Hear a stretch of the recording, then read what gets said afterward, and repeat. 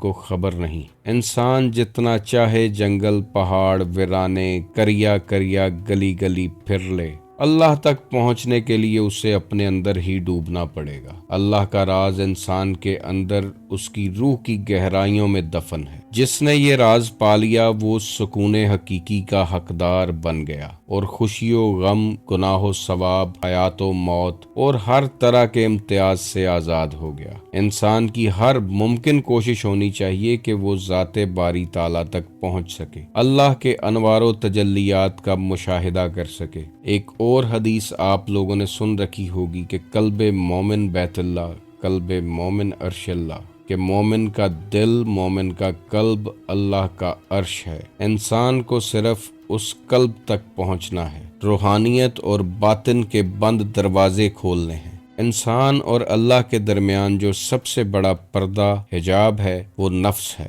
اس لیے اللہ تک پہنچنے کے لیے نفس کو جان لینا، پہچان لینا انتہائی ضروری ہے۔ نفس امارہ انسان کو گناہوں اور برائیوں کا حکم دیتا ہے۔ انسان کے اندر لالچ، کینہ، بغض، شہوت، حسد، غصہ پیدا کرتا ہے۔ اس نفس کا یارانہ، اس نفس کی دوستی شیاطین کے ساتھ ہے۔ انسان چاہے حالت روزہ میں خانہ کعبہ کا طواف کر رہا ہو، یہ نفس وہاں بھی انسان کی جان نہیں چھوڑتا۔ انسان غوث کتب ابدال بن جائے، یہ پھر بھی ہر قدم انسان کے ساتھ رہتا ہے اور گناہوں کی طرف مائل کرتا رہتا ہے۔ مگر مسلسل کوششوں سے انسان جب اسے پہچان لیتا ہے، اس کی مخالفت کرتا ہے اور اس کے حکم کی پیروی کرنا چھوڑ دیتا ہے، تو ایک دن تھک ہار کے یہ نفس بھی کلمہ حق پڑھ لیتا ہے اور مسلمان ہو جاتا ہے۔ اس مقام پر یہ نفس امارہ تابع ہو جاتا ہے اور سکون اور اطمینان کی حالت میں چلا جاتا ہے۔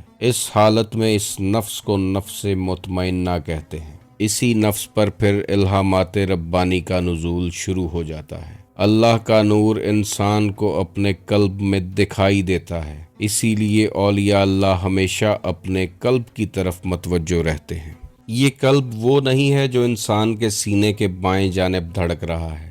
گوشت کا یہ لوتھڑا تو جانوروں اور مردوں کے سینے میں بھی موجود ہوتا ہے۔ یہ گوشت کا لوتھڑا کائنات کے مالک کا احاطہ نہیں کر سکتا۔ قلب تو وہ مقام ہے کہ دونوں جہان اور تمام مخلوقات اس میں سما سکتے ہیں، لیکن قلب دونوں جہانوں میں بھی نہیں سما سکتا۔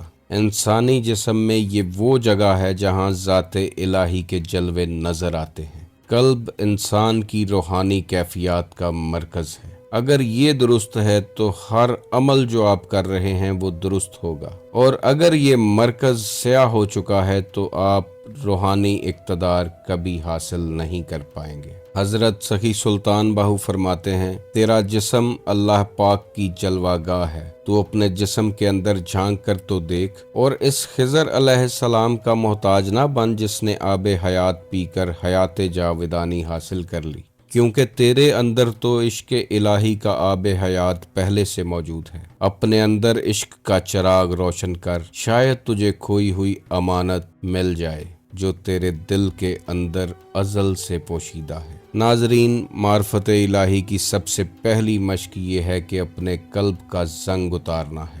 انسان کے دل میں لالچ، کینہ، حسد، بغض، غیبت، یہ سب وہ زنگ ہیں جن سے دل کو پاک کرنا ہے، اور جب یہ زنگ دور ہو جائے گا تو اللہ کا نور میگنٹ کی طرح دل سے جڑنا شروع ہو جائے گا۔ جیسے زنگ لگے لوہے کو میگنٹ بھی اپنے ساتھ نہیں جوڑتا، ایسے زنگ لگے دل پر اللہ کا نور بھی نہیں اترتا۔ سب سے پہلے اپنے آپ پر کام کریں، اپنے دل میں رکھے ہوئے برائی کے بتوں کو توڑ ڈالیں، اپنے دل کو خانہ کعبہ کی طرح ان برائیوں کے بتوں سے پاک کر لیں، اور پھر تجلیات الہی کا انتظار کریں جو آپ کے دل پر نازل ہونے کے لیے تیار ہیں۔ اللہ تعالیٰ آپ کو اور مجھے معرفت الہی کا یہ جام پینے کی توفیق عطا فرمائے۔ آپ خوش رہیں، آباد رہیں، اور رحمت خداوندی آپ کے گھروں پہ سایہ فگن رہے۔ اللہ حافظ۔